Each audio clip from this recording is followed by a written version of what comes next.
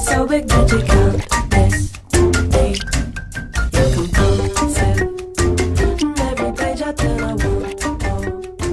I never know the next thing. Bienvenidos a esta tercera temporada de Alma Mater. En esta ocasión vamos a conversar con alguien que ya había estado en nuestro estudio, sin embargo no en la calidad que hoy lo tenemos. Es el rector de la Universidad de Magallanes desde el 4 de agosto de 2014, don Juan Oyarzo Pérez. Muchas gracias por venir y bienvenido a nuestro estudio. Muchas gracias por esta invitación. Don Juan, remontándose un poco a la época de la campaña, ¿por qué se presentó usted y desde ese entonces hasta ahora cuánta agua ha pasado bajo el puente? Mucha agua ha pasado. Bueno, yo ya cuando estaba en campaña contesté a la pregunta por qué yo me postulaba. Pensaba que en mi trayectoria profesional, mi trayectoria académica, los cargos que he ocupado al interior de la universidad me hacían acreedor y merecedor de que yo podía estar instalado en la rectoría. Y también sentí que tenía detrás un apoyo bastante importante de mis colegas. Y de esa manera entonces empezamos a construir nuestra campaña y dio los resultados que usted ya conoce. ¿Cómo se fue formando ese equipo? Ese equipo se formó de una manera, digamos, yo en la vicerrectoría ya también uno tiene contacto con los profesionales de las distintas áreas y uno va formándose alguna cierta amistad con ellos y por el producto del mismo trabajo y esa relación hace que se vaya fortaleciendo una amistad y una confianza y por lo tanto yo mismo elegí con un grupo muy pequeño de colegas más cercanos y fuimos armando un equipo de tal manera que resultó un equipo bastante trabajador. Muy bueno. ¿Usted diría que ese es el principal denominador común que une a todas esas personas? La amistad, sí, por supuesto. Hemos construido un grado de amistad, nos reuníamos periódicamente durante la campaña. A veces era una reunión más para compartir alrededor de una cena, a veces era por emergencia nos juntábamos y también, pero yo diría que la mayor virtud que yo rescato de ese grupo es la amistad, fue la tolerancia y el trabajo compartido. El trabajo en grupo fue bastante bueno. No teníamos esa diferencia de poder producir alguna interferencia. Y cuando había diferencia en algún concepto, simplemente aclarábamos las dudas y seguimos adelante. Y lo otro que fue importante para mí fue el hecho de haber salido a trabajar con los departamentos. Para mí eso fue muy, muy importante porque ahí uno se da cuenta de que en realidad cuando está ocupando un cargo, yo en estos 3 meses, por ejemplo, no sé qué está ocurriendo en un determinado departamento. Más de lo que puedo tener a veces un contacto con algún decano, pero no hay que se aísle, pero es bueno tener ese recorrido. Si hacerlo una vez al año es bueno para ver qué cosa uno ha superado, ¿no es cierto?, en la propuesta que le ofreció, ¿no es cierto?, de ayuda y qué cosa está faltando. Sería bueno tal vez antes de la cuenta pública. Por ejemplo. ¿Cierto? Sí, claro. Ahora, la visión que tiene este equipo, y en particular usted, si pudiera resumirla, tomando en cuenta los más de 40 años que lleva acá, desde que era muy joven en la posición de alumno, ¿cierto?, luego como profesor y en los distintos puestos que usted ha ido ocupando, ¿cuál es la Universidad de Magallanes que tenemos? ¿Y cuál es la que a usted le gustaría tener de aquí a 4 años más? Es el sueño que uno pueda tener pasa por condiciones reales que a veces no se dan. Cuando yo inicié la campaña, cuando ya dimos esa cuenta pública donde yo llevaba en un par de meses. Hay algunas cosas que yo veo que nosotros, que el gobierno está en deuda. Entonces, lo que yo puedo soñar, no quiero que mi sueño se vea frustrado porque no hay cumplimiento de lo que se dijo que se iba a hacer y nosotros nos quedamos un poco frustrados. Yo tengo la confianza, sigo teniendo la confianza de que el gobierno de la presidenta Bachelet va a cumplir su palabra empeñada. Pero hoy día vemos en el contexto nacional que las universidades del CRUSH, tanto el grupo G9 como las de estatales, hay un descontento porque no se está cumpliendo lo que se dijo. Don Juan, pero antes de profundizar en eso, ¿quiénes somos? Antes de pensar en ese contexto, ¿cierto? Lo que se ha construido aquí dentro de la universidad, que es una universidad pública, laica.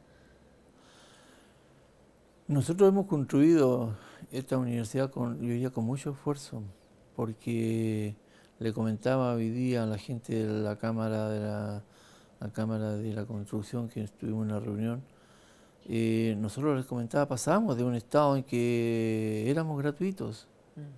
Entonces se nos quita esa gratuidad y se nos deja al libre mercado en que tenemos que financiarnos a través de la matrícula de los estudiantes. Y hoy, y eso ya lo hemos informado también, el 80% prácticamente del presupuesto de la universidad llega a través de la matrícula de los estudiantes.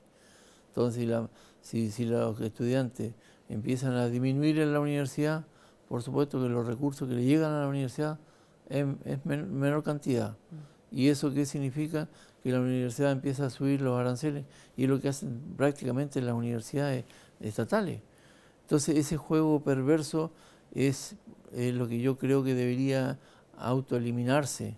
No totalmente, hay gente, la gratuidad tiene que venir en algún momento, y eso hace entonces de que nosotros podamos tener más tranquilidad en nuestro presupuesto.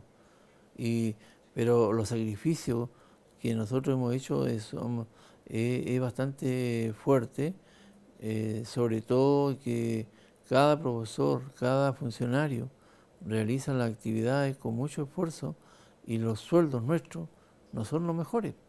Entonces, no es una situación muy optimista. Trabajamos con mucho ahínco, desarrollamos nuestras actividades, somos la universidad del Consejo Rector, y me he podido percatar ahora que somos una de las universidades más pequeñas del Consejo Rector en cuanto a número de alumnos y en cuanto a presupuesto. Y del CUECH también. Entonces, y del CUECH también, exactamente. Somos no somos la más baja. Hay universidades del grupo que son privados, públicas, como las católicas de regiones. Ellas tienen un ingreso menor que las nuestras. Pero, como digo, nosotros estamos optimistas, estamos en este momento con trabajo fuerte con el gobierno regional. Yo creo que eso también va a ser una buena inyección. Tenemos el apoyo del gobierno regional, y eso yo creo que también son proyectos que a futuro van a marcar una diferencia en nuestra universidad. ¿A usted le duelen los aranceles que tiene la universidad? Pero por supuesto, ¿cómo no me va a doler? Ojalá que los estudiantes no paguen. Si eso es... Yo no pagué, y yo lo he dicho públicamente, yo no pagué. Y entonces me duele cuando un chico paga, y paga caro. Y si son de escasos recursos, es penoso que estén pagando. Pero es la realidad. ¿Y a cambio qué realidad académica se le está ofreciendo a los estudiantes? ¿Cómo? A cambio, ¿qué realidad académica se le está ofreciendo a los estudiantes? Por eso que mencionaba, yo creo que cada académico de la universidad hace un esfuerzo por mantener la mejor calidad académica a sus estudiantes. Yo mismo sigo haciendo mis clases, tengo pocos alumnos, pero nosotros entregamos de la mejor manera nuestro saber y que a los estudiantes les vaya bien. Ahora estamos preocupados, por ejemplo, hay asignaturas que tienen bajo rendimiento, y nosotros estamos haciendo un tercer semestre de verano, o no es un semestre, pero que es un tiempo más corto, pero más intensivo. Lo que sí nosotros queremos es mejorar las tasas de titulación, las tasas de repitencia, que sean más bajas. Hay asignaturas en que realmente, en Derecho, la carrera de Derecho tiene asignaturas que tienen bajo rendimiento. El otro día me decía un estudiante, yo he pasado a la 6ª vez y se aprobó el ramo. Entonces, si se dan esas situaciones y el chico está pagando, termina sumamente endeudado. ¿Y eso por qué se da? ¿Qué pasa con el profesor? Bueno, esa es una situación que nosotros en la primera semana de diciembre tenemos una reunión con los decanos de todas las facultades por separado y vamos a conversar con cada uno de ellos y tenemos que cambiar las condiciones. Y el profesor, tenemos que hablar también, que se hable con el profesor para que se enmiende eso. No podemos darnos el lujo de teníamos por ejemplo en una carrera del área de la salud, en que de 100 estudiantes, 90 repetían, 10 aprobaban. Eso no podemos dar ese lujo nosotros hoy día. Entonces, no es que vamos a bajar la vara, como se dice, no es eso, sino que simplemente darle mayor facilidad al estudiante para que él pueda, digamos, tener mejor suerte en su rendimiento. ¿Y ese semestre de verano vendría entonces a cumplir un poco ese rol? Exactamente. ¿Y qué ocurría? Ese profesor que yo te menciono que tenía muy mal rendimiento, era bien evaluado por los estudiantes. Entonces, ¿qué pasaba? Entonces yo pedí que ese curso se repita, pero sin ese profesor. Y el rendimiento fue exitoso. Cambió. Entonces después pregunto, ¿qué ocurrió? No, había un problema de evaluación. El profesor tenía un problema de evaluación. Sus pruebas eran demasiado sobredimensionadas. Para eso hay un diplomado en docencia. Así es. ¿No lo han cursado muchos académicos todavía? No, yo diría que gran parte de los académicos han hecho ese diplomado. Sí. Y eso es una condición obligada para los académicos que ingresan a la universidad. ¿Ese semestre de verano va a ser pagado? ¿Los estudiantes van a tener que pagar un extra para poder hacerlo? Hasta ahora nosotros hemos cobrado una cantidad muy menor para simplemente, no alcanza a veces ni para pagarle al profesor, pero digamos, queremos ayudar al estudiante. Para que no tenga que repetir el ramo el año siguiente. Exactamente. Y todavía pasa, es peor. Hay ramos que son anuales o lo repiten una vez al semestre. Entonces, si el alumno sale mal en el primer semestre, tiene que esperar el semestre del año siguiente para repetir. Entonces, es un atraso muy grande. ¿Y eso con cuántas asignaturas se va a hacer? Con todas las que tengan rendimientos bajo el 30%. Ya. Don Juan, por último, antes de pasar a nuestra pausa, ¿qué tan pertinente es la oferta académica que entrega la Universidad de Magallanes en esta macrorregión patagónica? Yo diría que las carreras son pertinentes en la medida en que ellas se pueden justificar en la región. Ahora, o alguien puede decir, pero ustedes tienen carreras, por ejemplo, de pedagogías, en que la pertinencia pasa a ser una mochila fuerte para la universidad. Pero lo que yo mencionaba en el discurso de la cuenta, él colocaba el caso de matemática, que son carreras de pedagogía. Cuando pusieron los 500 puntos, inmediatamente esas carreras se desinflaron en cuanto a cantidad de estudiantes. Fue muy poca la cantidad de estudiantes que llegó a pedagogía. Habían carreras con 5 alumnos, incluso algunas con 3. Y eso en un sistema de mercado donde está si uno hace la suma y resta, ¿qué justificación le puede ver desde el punto de vista privado a una carrera que tenga 2 o 3 alumnos? ¿Cómo lo financiamos? Ahora, esos 500 puntos se pusieron como una manera de garantizar la calidad del profesor finalmente. ¿Cómo se enfrenta entonces si no es así? Es que yo no estoy de acuerdo con lo que se planteó el tema de los 500 puntos. Nosotros hemos discutido eso de partida, el tema de los 500 puntos.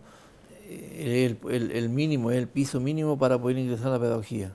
Nosotros teníamos 475. esa franja, esa diferencia, ese delta que hay ahí, puede ser una o dos preguntas de la PSU, y el chico no está en condiciones y se embolinó y simplemente él perdió y no pudo responder y no tuvo los 500 puntos y no pudo ingresar a la carrera. Entonces eso hace de que nosotros no estemos de acuerdo. Y lo otro es que si vamos a pedir 500 puntos para mejorar la pedagogía, pidámosle a todas las universidades, no solamente a la del Cruz, sino que también a las privadas que tienen pedagogía, pidámosle 500 puntos. Porque yo no puedo concebir de que tengamos un grupo 500 puntos y el otro grupo más privilegiado no lo tenga. O sea, la calidad tiene que importar en todos lados. Pero por supuesto. Muy bien. Y también en la investigación, ¿cierto? Que es lo que hace esta universidad. Yo ahora le quiero invitar a usted y a la gente que nos está viendo en sus casas a ver un reportaje de Cuna de Ideas que se preparó por parte del equipo de UMAC TV para darles a conocer el trabajo que hace la Universidad de Magallanes para apoyar a la comunidad puntarenense en este caso, para evitar futuros desbordes del río de las Minas.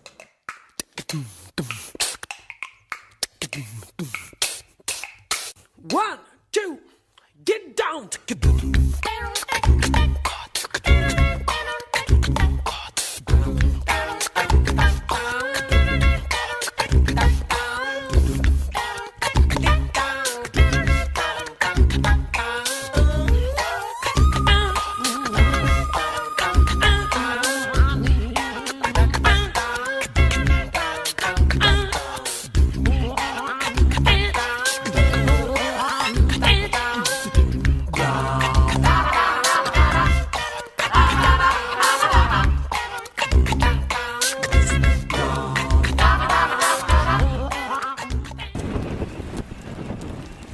A nosotros no nos avisó nadie, nada.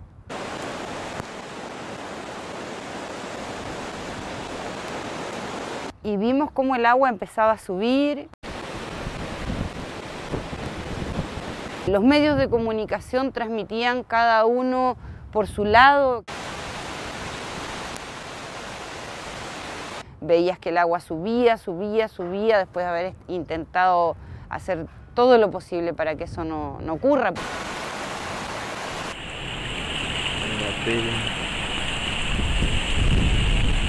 Las imágenes de este desastre son imborrables. Ese 12 de marzo de 2012, la corriente del río de las Minas arrasó con todo. La principal arteria fluvial de Punta Arenas se desgarró dejando una cicatriz que hasta hoy nos estremece.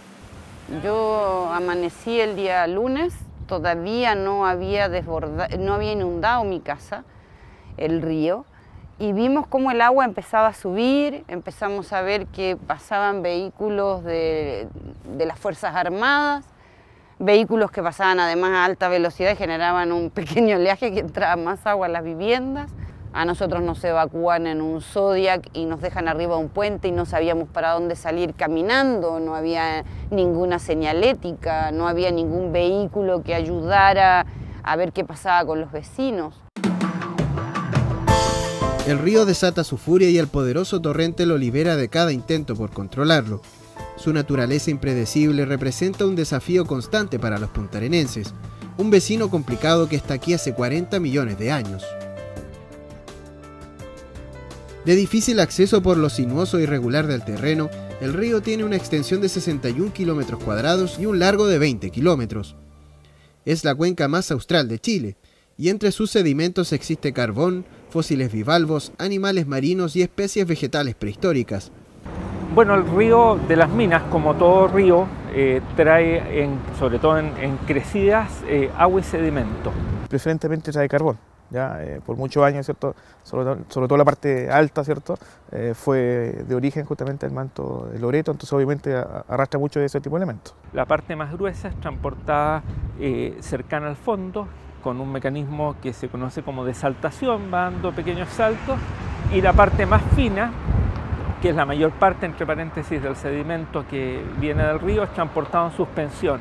Y uno la ve cuando llueve o cuando hay alguna crecida como una mancha de sedimento que se extiende en el mar. Y ese mayor aporte de sedimento junto con agua genera una condición crítica en la zona donde están los puentes. Y ya hay historia lamentable en términos de desborde precisamente en los puentes que están en pleno centro de la ciudad.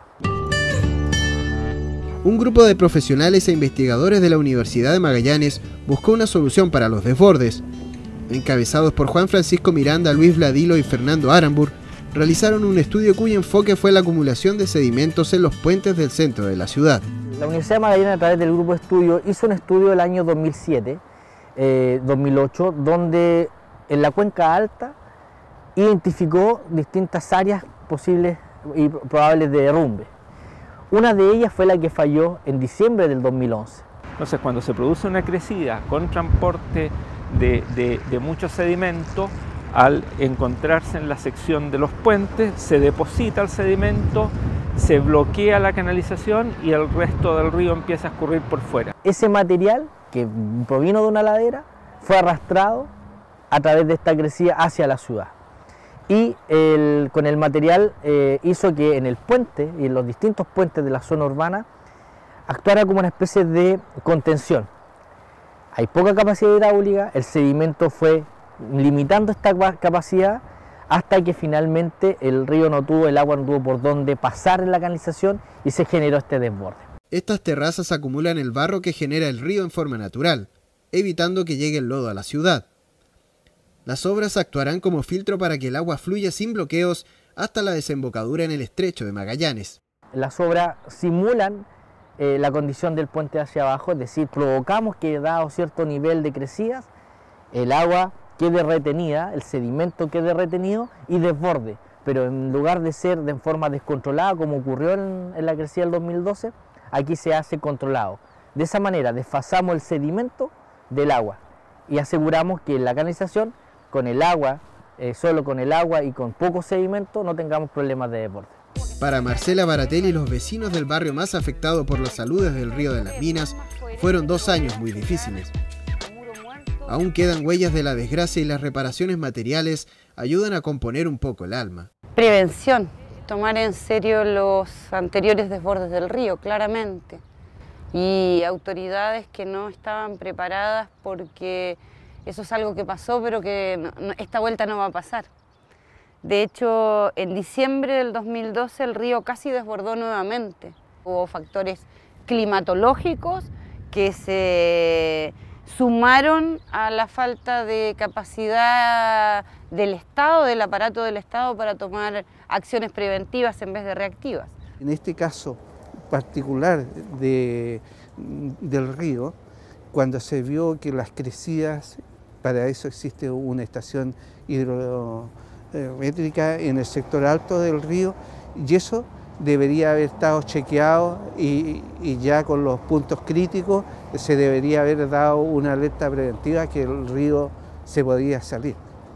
No era mucho lo que íbamos a ganar, pero sí, felizmente, estos desbordes, ambos desbordes, tanto del año 90 como el del año 2012, no hemos tenido pérdidas humanas que lamentar, pero los daños a la propiedad pública y privada han sido cuantiosos. La historia de las inundaciones se origina con los primeros trabajos de intervención del cauce para promover la industria del carbón a partir de 1869. La erosión del terreno y el rápido crecimiento de la ciudad aumentaron los riesgos y los aluviones se hicieron más frecuentes. Lo que ocurre es que las crecidas son fenómenos que tienen una componente aleatoria.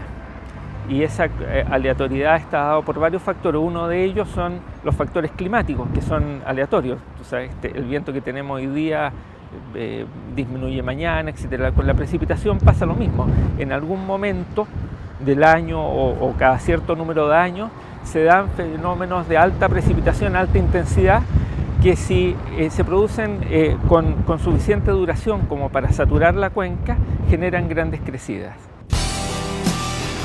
Hoy el río está tranquilo y el reducido caudal que mantiene es engañoso. Cada vez que llueve es inevitable mirar su paso por la ciudad y recordar lo que pasó. Nosotros justamente hemos trabajado en el proyecto de diseño de una solución justamente a una problemática, ¿cierto?, que se arrastra por mucho tiempo. Y a partir justamente de este diseño, de esta eventual solución, el MOP recoge esos resultados, ¿cierto?, y los licita para que obviamente alguna empresa constructora, ¿cierto?, posteriormente construya justamente este alcance. Los fenómenos de la naturaleza son complejos, que nadie puede asegurar que la naturaleza no ataque sobre todo a una ciudad donde ha sido intervenida por el hombre. Pero este tipo de obras están diseñadas y están calculadas para dar una cierta seguridad. Y esa seguridad establece que a lo menos el riesgo de desborde no debiese ocurrir de manera frecuente, una vez en la vida, una vez cada 100 años. El proyecto entró en fase de ejecución a la espera de que el gobierno licite las obras. Todos los estudios y mediciones fueron realizados por profesionales de la región. Por eso, este trabajo tiene una motivación extra. Como Universidad de Magallanes nos preocupamos justamente de conformar un equipo muy bueno, con mucho conocimiento en este tema, un equipo multiprofesional, ¿cierto? Con profesionales, ¿cierto? del área de la hidráulica, del área del medio ambiente, de la mecánica de suelo, estructurales, entre otros, que permiten justamente, insisto, tener la tranquilidad que se ha hecho un trabajo como se merece la región, y en particular justamente los vecinos de Río Las Minas. Yo creo que cualquier obra que se haga y que vaya en beneficio de la población, bienvenida sea. Desde hace muchos años que se ha planteado la necesidad de hacer estas piscinas de decantación que permitan regular en un momento determinado la situación del río. Por falta de política y de conciencia de la gente, porque aquí no debemos olvidar de que nosotros tenemos derechos y deberes compartidos, y dentro de los derechos está el de que vivamos en una ciudad limpia, pero también nuestro deber es ser responsables con nuestros residuos que estamos generando. Otro de los trabajos que realiza la Universidad del Río es la medición de su caudal.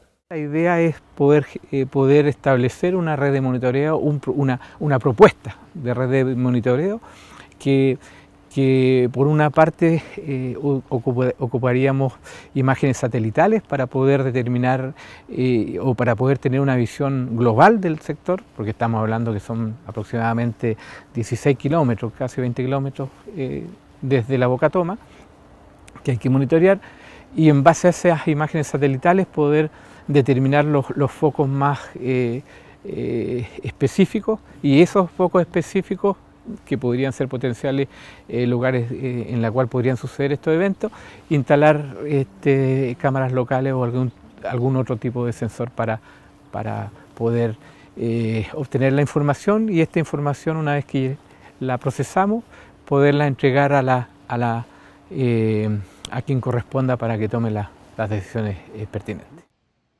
¿Podremos evitar un nuevo desastre con estos proyectos? Es imposible responder a esta pregunta, pero se puede trabajar para solucionar lo que falló en otras oportunidades. Como gobierno regional hemos tomado la firme decisión de poder ir con fuerza a solucionar de base y en forma permanente el tema y la problemática del río Las Minas para la tranquilidad de nuestra gente que vive en la parte baja de la ciudad, sobre todo alrededor del río Las Minas, y para darle en una ciudad de un país como Chile una estabilidad, una seguridad de lo que estamos haciendo como Estado.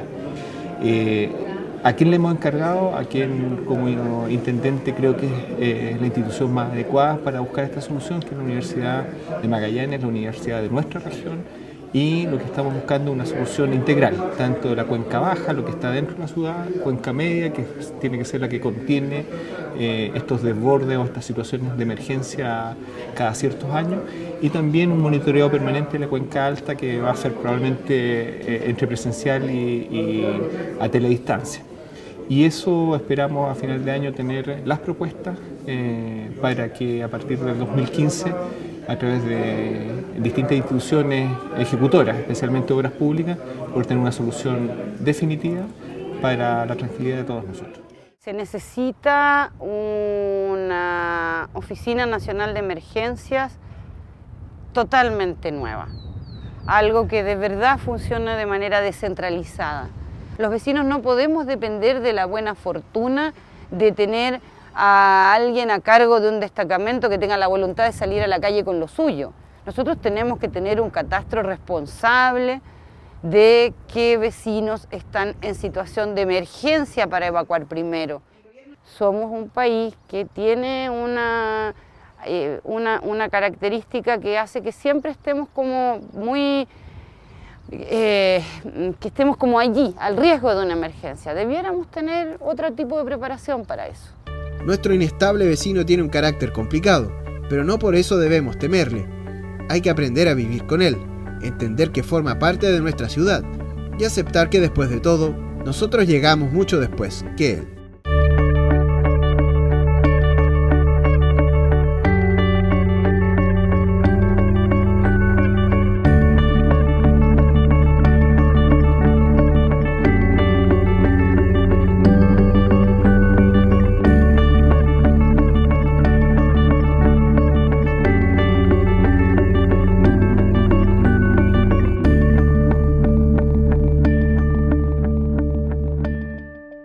Volvemos a nuestro estudio entonces con nuestro rector, don Juan Oyarzo Pérez, para profundizar en esto que usted mencionaba en el inicio de nuestra conversación, y es la situación del financiamiento de la educación y el contexto en el cual nosotros nos movemos como Universidad de Magallanes, una de las más pequeñas, como decía usted, dentro del Consejo de Rectores. Usted había participado como rector subrogante, pero me parece que la mirada que usted está teniendo ahora es diferente, ¿cierto? ¿Qué impresión le dan los compañeros que tiene la Universidad de Magallanes dentro del CRUCH? Como personas aparentemente son buenas personas, pero cuando llega el tema de los recursos, uno ve que la gente cambia. Entonces, a veces la experiencia que me ha tocado vivir a mí en la primera reunión fue muy incómoda porque se reúne el día miércoles. En la mañana se reúne la gente del CUESH, que son el Consejo de Universidades Estatales, las 16. Entonces se estaba armando, digamos, la tabla para el día siguiente, donde se reúnen todas las ampliadas, con las privadas públicas, como las católicas, Santa María, Concepción, la Austral. Pero, como digo, el día miércoles se estaba preparando cómo íbamos a ir a la batalla del día siguiente para el tema del presupuesto. Porque ahí hay yo diría una rivalidad entre comillas, y todo esto es porque el gobierno, la presidenta Bachelet, en su discurso anunció, ella siempre lo ha anunciado, el trato preferencial para las universidades del Estado, que somos las 16. Entonces eso causó un descontento en el grupo que le llaman G9, que es este otro grupo que son 9 universidades, donde está la Católica, y ellos están descontentos porque piensan de que ese trato no puede ser solamente preferencial para las estatales, porque ellos también cumplen un rol público.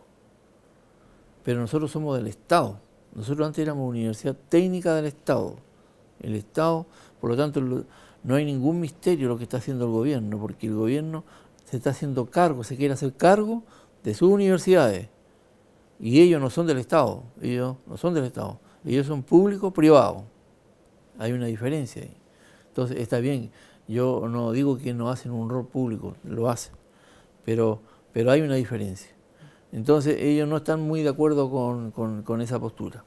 Bueno, el día siguiente fue una cosa bastante incómoda, pero no hay un acuerdo.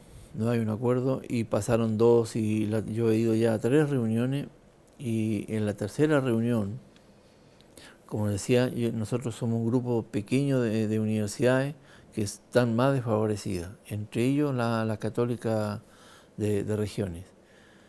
Entonces hubo un acuerdo, y aparte de estos dos grupos, está también hay el AUER, que es la asociación o la agrupación de universidades regionales. Y ahí están todas, hay un cruce, hay estatales y hay también de estas públicas privadas, las católicas, por ejemplo. Hay G9. Está el CUESH, está el G9, pero además está estas universidades regionales. Claro. Ahí está la Santa María, la Concepción, la Austral, la Católica y todo el grupo de estatales regionales. No están, por ejemplo, la Chile, no está la Católica, la Pontificia, tampoco está la USACH, están las regionales. Y en ese grupo se planteó una idea de colocar un piso mínimo para las universidades pequeñas como la nuestra. Un piso mínimo digamos, como aporte basal. Ya. ¿Cuántas Y son las pequeñas? Ahí en ese grupo se identificaban a 8. Ya. Entonces, por ejemplo, el aporte basal nuestro son por decirle algo, son casi 2.000 millones, son 1.900 millones. Anuales. Anual. Y las católicas estaban en 1.700, otras 1.600 y por ahí andan. Y hay otras, la Atacama está como nosotros. Entonces había un grupo de universidades que llegaba hasta la Universidad de los Lagos y Playa Ancha también, que el corte era a 2.500 millones. Esa era la propuesta. Esa era la proposición. Que todos, y ahí estaban las católicas. Entonces yo consideraba de que ese era algo bien equitativo, y todo el mundo reconoce eso, incluso el grupo G9 y el grupo de las estatales reconoce que hay, digamos, reconoce que hay universidades muy débiles en presupuesto y que era bueno colocarle un piso. No había descontento en eso. Pero cuando se trae esa proposición, sale un rector de la universidad estatal y dice que él no está de acuerdo con eso. Estatal. Estatal, del grupo nuestro. Y entonces yo vi que había un factor ahí como de mezquindad, no había una suerte de que se ayude, porque él no salía, en cierta medida salía perjudicado, porque yo miraba su universidad, claro, su universidad está un poquito más arriba nomás, y no alcanzaba en ese corte para mejorar la universidad con ese piso mínimo. Entonces, claro, habían universidades que están en su región, que son católicas, y iban a quedar muy cerca de él. Entonces la competencia que él ve iba a ser bastante fuerte. Y dijo, yo propongo otro sistema de simulación, y eso no quedó. Entonces, en definitiva, cuando al día siguiente llegamos a la al ampliado, llegó el jefe de Educación Superior, Francisco Martínez, y él hace una proposición como gobierno. Y la proposición que él hace a nosotros nos deja bastante bien considerados. ¿Mejor que la propuesta de los 2.500? Mejor que la propuesta exactamente. Y esa proposición a nosotros no hubiese gustado, pero no hay acuerdo. ¿Y tienen que estar no todos hay de acuerdo. acuerdo? Entonces ahora, la postura, ¿cuál es?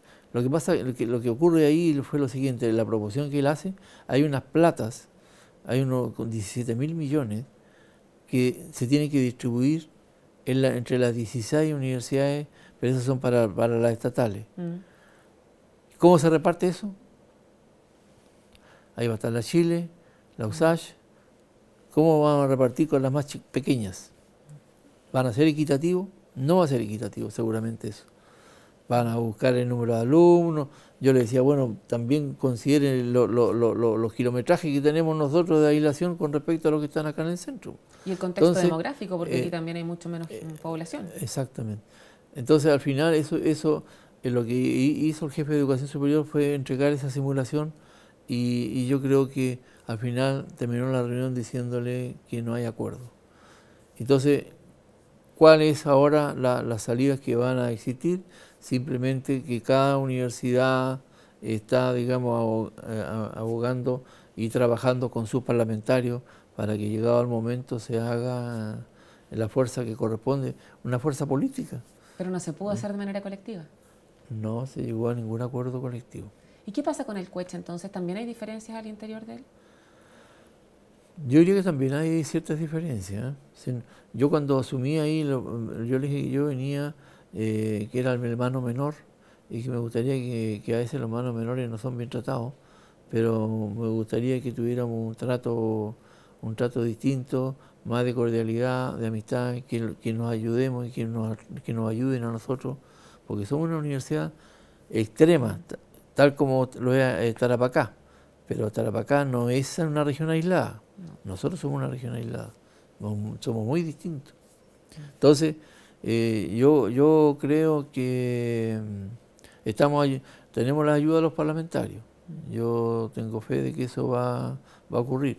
Y varias universidades regionales están haciendo lo mismo. Así que yo pienso que a lo mejor podría salir ese piso mínimo. Lo otro que se está planteando es que también el gobierno se puede hacer, inyecte más recursos para pagar los reajustes de las universidades. Ahora va a venir pronto el reajuste del sector público y ¿qué es lo que ocurre con ese reajuste? A nosotros nos llega el reajuste de los recursos que nos da el gobierno.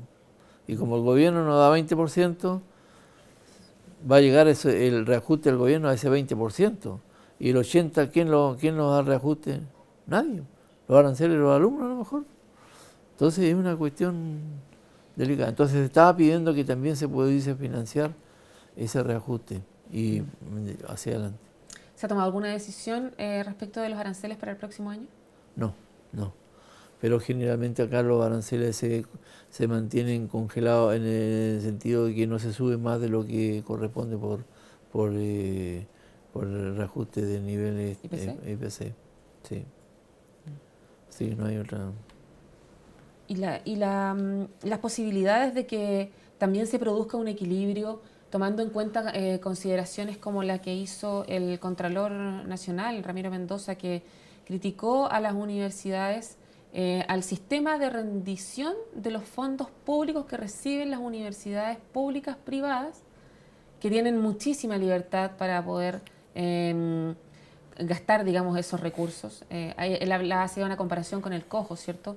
Porque en realidad las universidades estatales tienen que hacerlo todo por Chile Compra, que Contraloría está encima. En cambio, en el mundo privado eso no es así, y esa libertad, por supuesto, que permite mayor velocidad y también eso impacta en la calidad de lo que ofrece la universidad.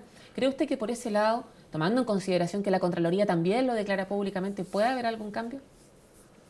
Bueno, una vez yo asistí en un consejo de rectores en que también se estaba planteando la posibilidad de que no exista Contraloría para las universidades, no exista la Contraloría Nacional para las universidades estatales, pensando en lo que tú mencionas, porque tenemos esa diferencia, o sea, la diferencia está marcada. O sea, un peso que nos llega a nosotros tenemos que rendir en qué lo gastamos. A ellos les llega el peso y ellos pueden hacer cualquier cosa con ese peso. No hay control por parte de ellos. Entonces sería justo de que si tenemos Contraloría nosotros, que también ellos, porque es plata fiscal, es plata de todos, no le puede llegar libremente a ellos ese recurso. Entonces tiene que haber una distribución equitativa. Y si ellos no van a tener Contraloría, entonces que tampoco la tengamos nosotros. Podemos tener una superintendencia, algún otro mecanismo, pero que además nos permita, porque la Contraloría, si bien es cierto, a uno lo controla, el Chile Compra también, nosotros no nos quejamos por ese control, pero quien nos hace más lento es nuestro procedimiento. Eso es una cuestión. El Chile Compra es una cosa que no es un sistema muy expedito, no. Entonces nosotros tenemos que dejar todo con anticipación para que no... y a veces ocurre que el Chile Compra tampoco nos permite a nosotros hacer negociaciones directas. Le pasaba, por ejemplo, nos comentaba una vez el rector de la UFRO, de la Universidad de la Frontera. Él decía que tiene que licitar todas sus construcciones por Chile Compra. Está bien, lo hace. Pero resulta que al lado tenía la Universidad La Católica de Temuco, en que había trato directo. Entonces él pagaba 1 millón de pesos por metro cuadrado y la otra persona pagaba 800.